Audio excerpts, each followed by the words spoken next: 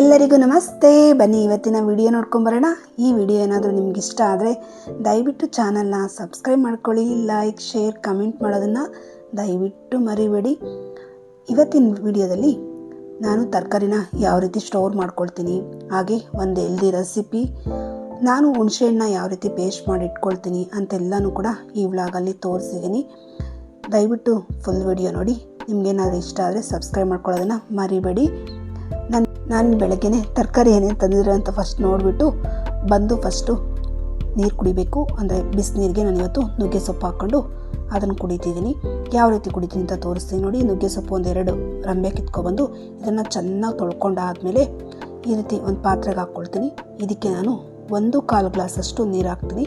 ಆ 1/4 ಗ್ಲಾಸು ಚೆನ್ನಾಗಿ ಕುದ್ದು ಕಮ್ಮಿಯಾಗಿ 1 ಗ್ಲಾಸ್ ಆಗಬೇಕು. ಆ 1/4 ಗ್ಲಾಸ್ ನೀರು ಹಂಗೆ ಇಂಬ್ರೋಗ್ಬಿಡ್ಬೇಕು. ಅದಿವರೆಗೂ ಕುದಿಸ್ಕೊಳ್ತೀನಿ. ಹಾಗೆ ಮಕ್ಕಳಿಗೋಸ್ಕರ ಇಲ್ಲಿ ರೈಸ್ ಇಡ್ತಾಯಿದ್ದೀನಿ. ಅಂದರೆ ಪುಳಿಯೋಗರೆ ಗೊಜ್ಜೆಲ್ಲ ಇದೆ, ಅದನ್ನು ಬೆರೆಸ್ಕೊಳ್ಳೋಣ ಅಂತ ನಾನಿಲ್ಲಿ ಅದನ್ನೆಲ್ಲ ಇಟ್ಬಿಟ್ಟು ಬಂದು ತರಕಾರಿನ ಜೋಡಿಸ್ಕೊಳ್ತಾ ಇದ್ದೀನಿ. ನೋಡಿ ಬೀನ್ಸ್ ಎಷ್ಟು ಫ್ರೆಶ್ ಆಗಿದೆ ಅಂತ. ಬೀನ್ಸ್ನೆಲ್ಲ ಈ ರೀತಿ ಒಂದು ಬಾಕ್ಸ್ಗೆ, ಅಂದರೆ ನಾನು ಪ್ಲಾಸ್ಟಿಕ್ ಬಾಕ್ಸೇ ಯೂಸ್ ಮಾಡ್ತೀನಿ ತರಕಾರಿಗೆಲ್ಲ, ಅಂದರೆ ತರಕಾರಿ ಎಲ್ಲ ಕಾಣೋಂಗೆ ಇರೋದಕ್ಕೆ ನೋಡ್ಕೊಳ್ತೀನಿ. ಹಾಗೆಯೇ ಆ ಬಾಕ್ಸ್ಗೆ ಒಂದು ಕಾಟನ್ ಬಟ್ಟೆ ಹಾಕ್ಕೊಳ್ತೀನಿ. ಕಾಟನ್ ಬಟ್ಟೆನೇ ಅಂತಲ್ಲ, ಟಿಶ್ಯೂ ಇದ್ದರೂ ಆ ಟಿಶ್ಯೂ ಹಾಕ್ಕೋಬೋದು, ಅಥವಾ ಮನೆಯಲ್ಲಿ ಯಾವುದಾದ್ರು ವೇಸ್ಟ್ ಬಟ್ಟೆ ಇರುತ್ತಲ್ಲ ಕಾಟನ್ ಬಟ್ಟೆಗಳು, ಅದನ್ನು ಕೂಡ ಯೂಸ್ ಮಾಡ್ಕೋಬೋದು.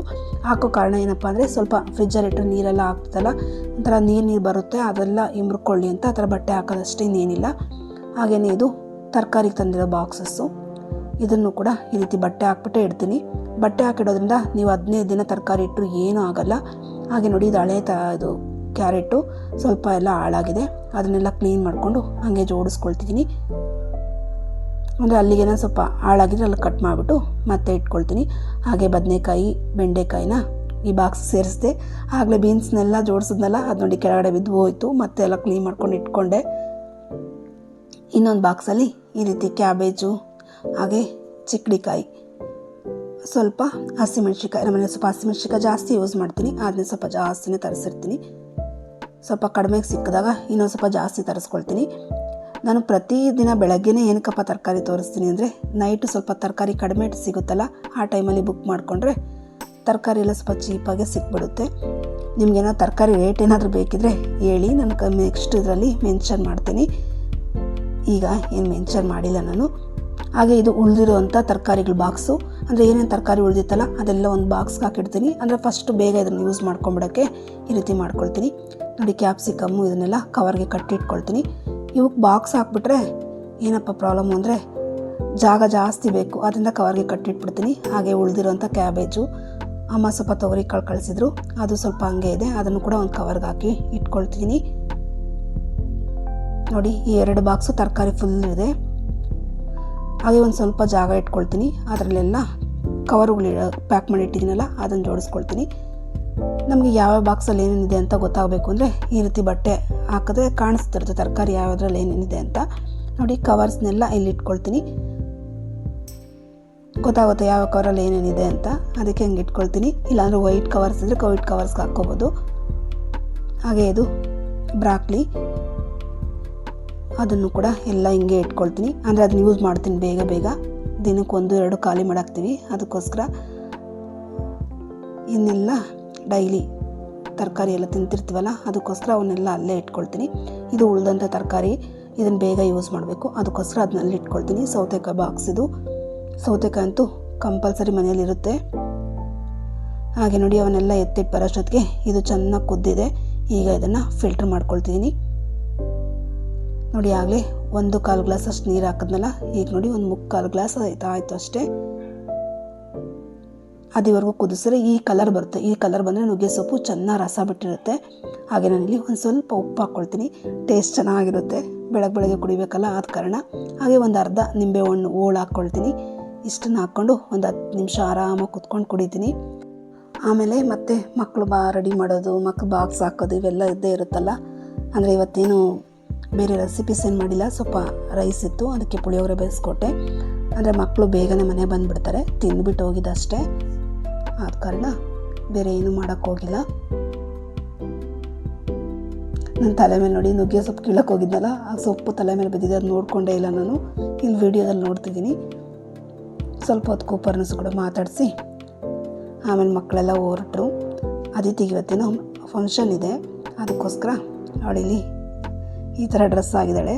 ಅದು ಗಾಗ್ರನ ಏನೋ ಅದಕ್ಕೆ ವೇಲ್ ಹಾಕ್ಕೊಂಡು ಲಂಗ ದಾವಣಿ ಮಾಡಿಸ್ಕೊಂಡಿದ್ದಾಳೆ.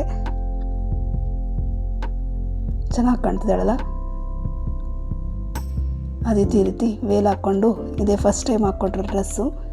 ಆ ಡ್ರೆಸ್ ಚೆನ್ನಾಗಿದೆ, ಅದಕ್ಕೆ ನೋಡಿ ಈ ರೀತಿ ಮಾಡಿಸ್ಕೊಂಡ್ಳು. ಈ ಥರನೇ ಬೇಕು ಅಂತೇಳಿ ಮಾಡಿಸ್ಕೊಂಡಿದ್ದಾಳೆ. ಮಕ್ಕಳು ಕೂಡ ಹೊರಟರು. ಬನ್ನಿ ನಾನು ಬ್ರೇಕ್ಫಾಸ್ಟ್ಗೆ ಏನು ಮಾಡಿದ್ದೆ ಅಂತ ತೋರಿಸ್ತೀನಿ. ಇವತ್ತು ರಾಗಿ ಗಂಜಿ, ಹಾಗೆ ಸ್ಟೀಮ್ ಮಾಡಿರೋಂಥ ವೆಜಿಟೇಬಲ್ಸು ಅಂದರೆ ಬೀನ್ಸು, ಕ್ಯಾರೆಟು, ಅದು ಬಟಾಣಿ, ಬ್ರಾಕ್ಲಿ, ಒಂದೆರಡು ಪೀಸು ಹಳಸನ್ನ ಇಟ್ಕೊಂಡಿದ್ದೀನಿ.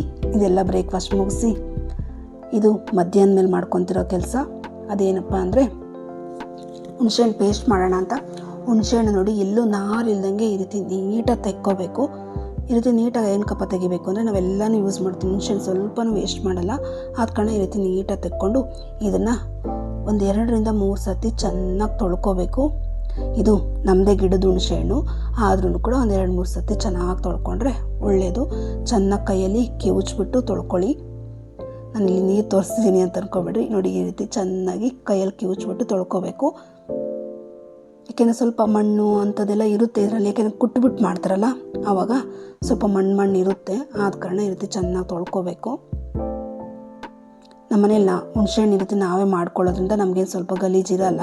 ಆದರೆ ಬೇರೆ ಕಡೆಯಿಂದ ಹುಣಸೆಹಣ್ಣು ತಂದಾಗ ಕಂಪಲ್ಸರಿ ಚೆನ್ನಾಗಿ ತೊಳ್ಕೊಳ್ಳೇಬೇಕು.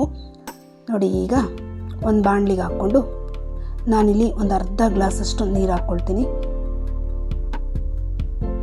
ಅಷ್ಟೇ ನೀರು. ಈ ನೀರೆಲ್ಲ ಚೆನ್ನಾಗಿ ಇಂಬ್ರೋಗೋವರೆಗೂ ಚೆನ್ನಾಗಿ ಕುದಿಸ್ಕೊಳ್ತೀನಿ. ಅಂದರೆ ಹುಣಸೆಹಣ್ಣು ಮುಳುಗೋ ಅಷ್ಟು ನೀರು ಹಾಕ್ಕೊಂಡಿದ್ದೀನಿ. ಹಾಗೆ ಈ ಥರ ಒಂದು ಸರ್ತಿ ಮಿಕ್ಸ್ ಮಾಡಿಕೊಂಡು ಚೆನ್ನಾಗಿ ಈ ನೀರು ಇಂಬ್ರೋವರೆಗೂ ಚೆನ್ನಾಗಿ ಕುದಿಸ್ಕೋಬೇಕು. ಕುದಿಸ್ಬಿಟ್ಟು ತಣ್ಣಗೆ ಹಾಕ್ಬಿಟ್ಬಿಟ್ರೆ ಆಯಿತು. ಅಂದರೆ ತಳ ಹತ್ತದಂಗೆ ಅವಾಗವಾಗ ಈ ರೀತಿ ಕದಲಿಸ್ಕೊಂಡ್ರೆ ಆಯಿತು. ನೋಡಿ ಸ್ಟವ್ ಆಫ್ ಮಾಡ್ಕೊಳ್ತೀನಿ. ನೀರೆಲ್ಲ ಆಲ್ಮೋಸ್ಟ್ ಅಲ್ಲಿ ಇಂಬಿದೆ. ಅಷ್ಟರೊಳಗಡೆ ನಂದು ಡಿನ್ನರ್ಗೋಸ್ಕರ ನಾನಿಲ್ಲಿ ಸಾಂಬಾರು ರೆಡಿ ಮಾಡ್ತಿದ್ದೀನಿ. ಅದೇನಪ್ಪ ಅಂದರೆ ಹಸಿ ಅಳಸಂದೆ ಕಾಳು ಯೂಸ್ ಮಾಡಿಕೊಂಡು ಸೊಪ್ಪು ಹೆಸರು ಮಾಡ್ತಿದ್ದೀನಿ. ಈಸಿಯಾಗಿ ಮಾಡೋವಂಥ ವೇ ತೋರಿಸ್ತೀನಿ ನಾನು ಇವತ್ತು. ಬದನೆಕಾಯಿ ನೋಡಿ ಎಷ್ಟು ಫ್ರೆಶ್ ಆಗಿದೆ ಅಂತ. ಒಂದೊಂದು ಸರ್ತಿ ತುಂಬ ಫ್ರೆಶ್ಶಾಗಿ ಬರುತ್ತೆ, ಒಂದೊಂದು ಸರ್ತಿ ಅಂತೂ ಬದನೆಕಾಯಿ ನೋಡೋಕ್ಕಾಗಲ್ಲ, ಅಷ್ಟು ಕೆಟ್ಟದಾಗಿ ಬರುತ್ತೆ. ನಿಮಗೆ ಮುಂದೆ ಯಾವ್ದಾದ್ರು ವಿಡಿಯೋಲಿ ತೋರಿಸ್ತೀನಿ ಇಷ್ಟು ಬದನೆಕಾಯಿ ಇಷ್ಟು ಕೆಟ್ಟದಾಗಿ ಬಂದಿತ್ತು ಅಂತ. 2 ಬದನೆಕಾಯಿ ಹಾಕ್ಕೊಂಡಿದ್ದೀನಿ, ಎಳೆಯ ಬದನೆಕಾಯಿ. ಹಾಗೆ ಕಾಳು, ಸಾಂಬಾರಿಗೆ ಎಷ್ಟು ಬೇಕೋ ಅಷ್ಟು ನೀರು, ಇದನ್ನು ಹಾಕ್ಕೊಂಡು ಈಗ ನಾನು ಇದನ್ನು ಒಂದು 3 ವಿಸಿಲ್ ಕೂಗಿಸ್ಕೊಳ್ತೀನಿ. ರುಚಿಗೆ ತಕ್ಕಷ್ಟು ಉಪ್ಪು ಹಾಕ್ಕೋಬೇಕು. ನೋಡಿ ಉಪ್ಪು ಹಾಕ್ಕೊಂಡು ಒಂದು 3 ವಿಸಿಲ್, ಎಳೆ ಕಾಳಾದ ಕಾರಣ 2 ವಿಸಿಲ್ಗೆ ಆಗುತ್ತೆ. ಆದರೆ ನಾನಿಲ್ಲಿ 3 ವಿಸಿಲ್ ಕೂಗಿಸ್ಕೊಂಡಿದ್ದೀನಿ. ಆ ಕುಕ್ಕರ್ನ ಕೂಗಿಸ್ಬಿಟ್ಟು ತಣ್ಣಗಾಗಿ ಸೈಡ್ಗೆ ಇಟ್ಟಿದ್ದೀನಿ. ಈಗ ಹುಣಸೆಹಣ್ಣು ತಣ್ಣಗಾಗಿದೆ. ಇದನ್ನು ಪೇಸ್ಟ್ ಯಾವ ರೀತಿ ಮಾಡ್ಕೊಳ್ಳೋದು ಅಂತ ನೋಡ್ಕೊಂಬರೋಣ. ನಾನಿಲ್ಲಿ ಒಂದು ಮಿಕ್ಸಿ ಜಾರ್ ತೊಗೊಂಡಿದ್ದೀನಿ. ತಣ್ಣಗಾಗಿರೋವಂಥ ಹುಣಸೆಹಣ್ಣು ನೋಡಿದ್ರಲ್ಲ, ಎಲ್ಲೂ ನೀರಿಲ್ಲ, ಈ ಥರ ಕುದಿಸ್ಕೊಂಡು ತಣ್ಣಗೆ ಹಾಕ್ಬಿಟ್ಟಿದ್ದೆ. ಈಗ ಇದನ್ನು ರುಬ್ಕೊಳ್ಳೋಣ. ಈ ರೀತಿನೂ ಮಾಡ್ಬೋದು, ಇನ್ನೊಂದು ಥರನೂ ಮಾಡ್ಬೋದು. ಇದು ಜಾಸ್ತಿ ದಿನ ಇರೋದಿಲ್ಲ, ಒಂದು 15 ದಿನದೊಳಗಡೆ ಯೂಸ್ ಮಾಡ್ಕೋಬೇಕು ಇರುತ್ತೆ. ನಾನು ಅಷ್ಟು ಇಟ್ಕೊಂಡು ಯೂಸ್ ಮಾಡಿಲ್ಲ, ಆದ ಕಾರಣ ಒಂದು 15 ದಿನ 20 ದಿನ ಆರಾಮಾಗಿ ಯೂಸ್ ಮಾಡ್ಕೋಬೋದು. ನಾನು ತುಂಬ ಏನು ಮಾಡ್ತಾ ಇಲ್ವಲ್ಲ, ನನಗಿದೆಲ್ಲ ಬೇಗನೆ ಆಗೋಗುತ್ತೆ. ಹಾಗೆ ಸ್ವಲ್ಪ ಉಪ್ಪು ಹಾಕೋದ್ರಿಂದ ಪ್ರಿಸರ್ವೇಟಿವ್ ಆಗಿರುತ್ತೆ ಅಂತ ಅಷ್ಟೇ. ನೋಡಿ ಇದನ್ನು ಚೆನ್ನಾಗಿ ನುಣ್ಣಗೆ ರುಬ್ಕೊಬಂದಿದ್ದೀನಿ. ಇಷ್ಟು ಪೇಸ್ಟ್ ಆದರೆ ಸಾಕು. ನಾನು ಹೇಳಿದ್ನಲ್ಲ, ಹುಣಸೆಹಣ್ಣು ಸ್ವಲ್ಪನೂ ವೇಸ್ಟ್ ಆಗೋಲ್ಲ ಈ ರೀತಿ ಮಾಡೋದ್ರಿಂದ. ನಿಮಗೆ ಬೌಲಿಗೆ ತೆಗೆದುಬಿಟ್ಟು ತೋರಿಸ್ತೀನಿ ಎಷ್ಟಾಗಿದೆ ಅಂತ. ಇದನ್ನು ಈ ರೀತಿನೂ ಮಾಡ್ಬೋದು. ಈಗ ಮತ್ತೆ ಬಾಣಲಿಗೆ ಹಾಕ್ಬಿಟ್ಟು ಚೆನ್ನಾಗಿ ಕುದಿಸ್ ಕೂಡ ಇಡ್ಬೋದು. ನಾನು ಈ ಸರ್ತಿ ಹಿಂಗೆ ಇಟ್ಕೊಳ್ತೀನಿ. ಅಂದರೆ ನಾನೀಗ ಒಂದು ಗ್ಲಾಸ್ ಜಾರ್ಗೆ ಹಾಕ್ಕೊಂಡು ಎತ್ತಿಟ್ಕೊಳ್ತೀನಿ. ನೋಡಿದ್ರಲ್ಲ ಹುಣಸೆಹಣ್ಣು ಪೇಸ್ಟ್ ಯಾವ ರೀತಿ ಮಾಡಿದೆ ಅಂತ. ಈಗ ಸಾಂಬಾರಿಗೆ ಬರೋಣ. ಕುಕ್ಕರ್ ಕೂಡ ತಣ್ಣಗಾಗಿದೆ. ಈಗ ಇದನ್ನು ಫಿಲ್ಟ್ರ್ ಮಾಡ್ಕೊಳ್ತೀನಿ. ಅಲ್ಲಿ ಹಸಿಮೆಣ್ಸಿಕಾಯಿ ಉರಿಯೋಕೆ ಇಟ್ಟಿದ್ದೀನಿ. ನೋಡಿ 3 ವಿಸಿಲ್ ಆದರೆ ಇಷ್ಟು ಚೆನ್ನಾಗಿ ಬೆಂದಿರುತ್ತೆ. ಈ ರೀತಿ ಫಿಲ್ಟ್ರ್ ಮಾಡಿಕೊಂಡು ಬದನೆಕಾಯಿನೆಲ್ಲ ಸೈಡಿಗೆ ತೆಗೆದಿಟ್ಕೋಬೇಕು. ಹಸಿಮೆಣ್ಸಿನ್ಕಾಯಿನ ಹುರಿದಿಟ್ಕೊಂಡಿದ್ದೀನಿ. ಸಾಂಬಾರು ಈಸಿಯಾಗಿ ಮಾಡ್ತೀನಿ ಅಂದಲ್ಲ, ತೋರಿಸ್ತೀನಿ ಬನ್ನಿ ಯಾವ ರೀತಿ ಮಾಡ್ತೀನಿ ಅಂತ. ಇದು ಸಪ್ಪೆಸರು, ಅಂದರೆ ಸಪ್ಪು ನೀರು ಅಂತಾರೆ, ಸಪ್ಪೆಸರು ಅಂತಾರೆ, ಉಪ್ಸಾರು ಅಂತಾರೆ. ಯಾರ್ಯಾರಿಗೆ ಯಾವ ಭಾಷೆಯಲ್ಲಿ ಬೇಕೋ ಅದ್ರಲ್ಲಿ ಕರ್ಕೋಬೋದು. ಭಾಷೆ ಎಲ್ಲ ಅಂದರೆ ಒಂದೊಂದು ಕಡೆ ಒಂದೊಂದು ಥರ ಕರೀತಾರಲ್ಲ, ಅದಕ್ಕೋಸ್ಕರ ಹೇಳ್ತಿದ್ದೀನಿ.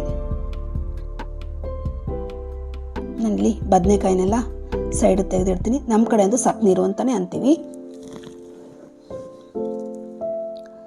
ಹಾಗೆ ಕಾಳು ಒಗ್ಗರಣೆಗೆ ಇಲ್ಲಿ ನಾನು ಎಣ್ಣೆ, ಸಾಸಿವೆ, ಜೀರಿಗೆ, ಈರುಳ್ಳಿ, ಹಸಿಮೆಣಸಿನ್ಕಾಯಿ, ಕರಿಬೇವು ಹಾಕ್ಕೊಂಡು ಒಗ್ಗರಣೆ ಮಾಡ್ಕೊಂಡಿದ್ದೀನಿ. ಅದಕ್ಕೆ ಫಿಲ್ಟರ್ ಮಾಡಿರುವಂಥ ಕಾಳನ್ನೆಲ್ಲ ಹಾಕ್ಕೊಳ್ತೀನಿ. ಕಾಳನ್ನ ಹಾಕಿ ಒಂದು 2 ನಿಮಿಷ ಫ್ರೈ ಮಾಡಿಕೊಂಡ್ರೆ ಚೆನ್ನಾಗಿರುತ್ತೆ ಕಾಳು. ಈ ಫ್ರೈ ಮಾಡ್ಕೊಳ್ಳೋದ್ರೇನೆಂದರೆ ಸಂಜೆವರೆಗೂ ಇಟ್ಟರು ಆರಾಮಾಗಿ ಇದ್ಬಿಡುತ್ತೆ. ಆದ್ದರಿಂದ ಈ ಥರ ಒಂದು 2 ನಿಮಿಷ ಫ್ರೈ ಮಾಡ್ಕೋಬೇಕು.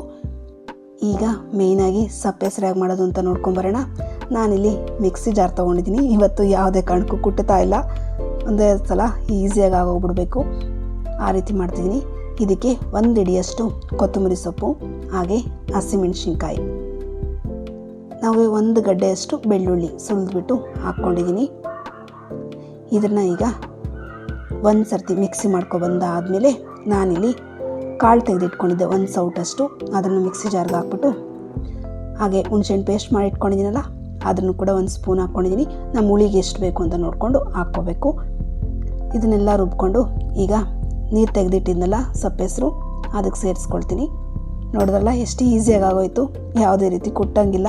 ಇದನ್ನು ಕುಟ್ಬಿಟ್ಟು ಮಾಡಿದ್ರೆ ಇನ್ನೂ ಚೆನ್ನಾಗಿರುತ್ತೆ, ಆದರೆ ಇದು ಟೇಸ್ಟ್ ಚೆನ್ನಾಗಿದೆ. ಹಾಗೆ ಲಾಸ್ಟಲ್ಲಿ ಬದನೆಕಾಯಿನ ಮಿಕ್ಸ್ ಮಾಡ್ಕೋಬೇಕು. ಬದನೆಕಾಯಿನಂತೂ ಕೈಯಲ್ಲೇ ಕಲಿಸ್ಕೊಳ್ತೀನಿ, ಮಿಕ್ಸಿಗೆ ಹಾಕಿದ್ರೆ ತುಂಬ ನುಣ್ಣಗಾಗೋಗ್ಬಿಡುತ್ತೆ. ಆದ್ದರಿಂದ ಈ ರೀತಿ ಮಿಕ್ಸ್ ಮಾಡ್ಕೊಳ್ತೀನಿ. ಇದ್ರ ಕಾಂಬಿನೇಷನ್ ಮುದ್ದೆ ಸಾಕಾಗಿರುತ್ತೆ. ಈಗೇನಾದರೂ ನಿಮಗೆ ಉಪ್ಪು ಏನಾದರೂ ಕಡಿಮೆ ಇದ್ದರೆ ಈ ಟೈಮಲ್ಲಿ ಹಾಕ್ಕೋಬೋದು. ಒಂದು ಸರ್ತಿ ರುಚಿ ನೋಡಿಕೊಂಡು ಉಪ್ಪು, ಹುಣಸೆಹಣ್ಣು, ಖಾರ ಏನಾದರೂ ಬೇಕಿದ್ದರೆ ಈಗ ಮಿಕ್ಸ್ ಮಾಡ್ಕೋಬೋದು. ನಾನಿಲ್ಲಿ ಮೆಣಸಿನ್ಕಾಯಿ ಕೂಡ ಸ್ವಲ್ಪ ತೆಗೆದಿಟ್ಟಿದ್ದೀನಿ. ಅದನ್ನು ಮಕ್ಕಳು ಇಷ್ಟು ಖಾರ ತಿನ್ನೋದಲ್ಲ, ಸ್ವಲ್ಪ ನಮಗೆ ಬೇಕು ಅಂದಾಗ ಖಾರ ಮಿಕ್ಸ್ ಮಾಡ್ಕೊಳ್ತೀನಿ. ನಂಗೊಂದು ಸ್ವಲ್ಪ ಉಪ್ಪು ಕಮ್ಮಿ ಇದೆ, ಆ ಕಾರಣ ಉಪ್ಪು ಹಾಕ್ಕೊಂಡಿದ್ದೀನಿ. ಉಪ್ಪು ನೋಡ್ಕೊಂಡು ಹಾಕ್ಕೋಬೇಕು. ಕಾಳು ಬೇಯಿಸ್ಬೇಕಾದ್ರೆ ಹಾಕಿರ್ತೀವಲ್ಲ, ಆ ಕಾರಣ ನೋಡಿಬಿಟ್ಟು ಹಾಕ್ಕೋಬೇಕು. ನೋಡಿ, ಸೊಪ್ಪು ನೀರು ರೆಡಿ ಆಯಿತು. ಲಾಸ್ಟಲ್ಲಿ ಕಾಳಿಗೆ ಕೊತ್ತಂಬರಿ ಸೊಪ್ಪು ಹಾಕ್ಕೊಂಡ್ರೆ ಕಾಳು ಕೂಡ ರೆಡಿ. ನಾನು ಅವಾಗ ಫ್ರೆಶ್ ಆಗಿ ಕೊತ್ತಂಬರಿ ಸೊಪ್ಪು ತರಿಸ್ತೀನಿ. ಈ ಥರ ಫ್ರೆಶ್ಶಾಗಿ ಹಾಕ್ಕೊಂಡ್ರೆ ಚೆನ್ನಾಗಿರುತ್ತೆ. ಮುದ್ದೆಗೂ ಕೂಡ ತೊಳ್ಸೋಕ್ಕಿಟ್ಟಿದ್ದೀನಿ. ಮುದ್ದೆನೂ ರೆಡಿ ಆದಮೇಲೆ ನಾನು ಪ್ಲೇಟಿಂಗ್ ತೋರಿಸ್ಲಾ. ನೋಡಿ, ಹಸಿ ಅಳಸಂದೆ ಕಾಳು. ನಮ್ಮ ಮನೆಯಲ್ಲಂತೂ ಈ ಥರ ಕಾಳು ಮಾಡಿಬಿಟ್ರೆ ಮಕ್ಕಳಂತೂ ಆರಾಮಾಗಿ ಕಾಳು ಆ ಕಡೆ ಈ ಕಡೆ ಓಡಾಡ್ಕೊಂಡೇ ತಿಂತಾ ಇರ್ತಾರೆ. ಇದು ಸೊಪ್ಪು ನೀರು, ನೋಡ್ತಿರಲ್ಲ ಎಷ್ಟು ಚೆನ್ನಾಗಿದೆ ಅಂತ. ಇದು ನೋಡ್ತಿದ್ರೇ ಬಾಯಲ್ಲಿ ನೀರು ಬರ್ತಾ ಇರುತ್ತೆ, ಅಷ್ಟು ಚೆನ್ನಾಗಿರುತ್ತೆ. ಬಿಸಿ ಬಿಸಿ ಮುದ್ದೆ. ನಿಮಗೆ ಖಾರಕ್ಕೆ ಹಸಿಮೆಣ್ಸಿನ್ಕಾಯಿ ಬೇಕು ಅಂದರೆ ಈ ರೀತಿ ಹಸಿಮೆಣ್ಸಿನ್ಕಾಯಿ ಕೂಡ ಕಲಿಸ್ಕೋಬೋದು. ಟೇಸ್ಟ್ ಅಂತೂ ಸಾಕಾಗಿರುತ್ತೆ. ಇನ್ನು ಖಾರವಾಗಿ ತಿನ್ನಬೇಕು ಅಂದರೆ ಈ ರೀತಿ ತಿನ್ನಬೇಕು. ನನ್ನ ವಿಡಿಯೋ ಏನಾದರೂ ಇಷ್ಟ ಆದರೆ ದಯವಿಟ್ಟು ಚಾನಲ್ನ ಸಬ್ಸ್ಕ್ರೈಬ್ ಮಾಡ್ಕೊಳ್ಳಿ. ಲೈಕ್, ಶೇರ್, ಕಮೆಂಟ್ ಮಾಡೋದನ್ನು ದಯವಿಟ್ಟು ಮರಿಬೇಡಿ. ಇಲ್ಲಿ ಗ್ಲಾಸ್ ಬಾಟಲ್ಸ್ ಏನು ತೋರಿಸ್ತಿದ್ದೀನಿ ಅಂದರೆ ಇದನ್ನು ಪಾವನಿ ಪೇಂಟ್ ಮಾಡಿರೋದು. ಆದ್ದರಿಂದ ಈ ರೀತಿ ಹೂವು ಇಟ್ಬಿಟ್ಟು ತೋರಿಸ್ತಿದ್ದೀನಿ. ಅವಳಿಗಂತೂ ಈ ರೀತಿ ಪೇಂಟ್ ಮಾಡೋದು ಅಂದರೆ ತುಂಬಾ ಇಷ್ಟ. ಆವಾಗವಾಗ ಟ್ರೈ ಮಾಡ್ತಾನೇ ಇರ್ತಾಳೆ.